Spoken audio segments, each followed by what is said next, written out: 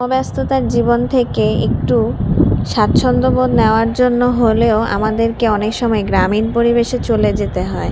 আর সেই গ্রামীণ পরিবেশ উপভোগ করার জন্য হলেও গ্রামের এই অঞ্চলগুলোর সাথে নিজেকে নিয়ে নিতে হয় একভাবে।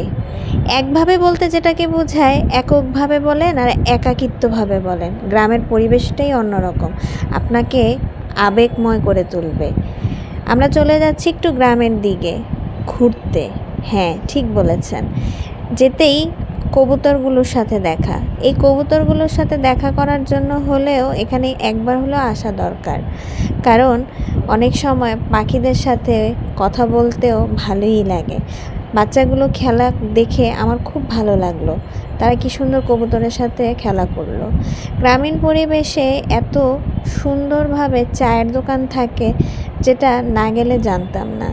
গ্রামীণ পরিবেশের খাঁটি গরুর দুধের চা, গ্রাম অঞ্চলে এই যে শীতকালে ব্যাডমিন্টন খেলাধুলা, সেই যাই হোক, আমরা আবার কবুতরের সেই সুন্দর মনোরম কিছু দৃশ্য ধারণ করে নিলাম। জানাবেন আপনাদের কাছে কেমন লাগলো।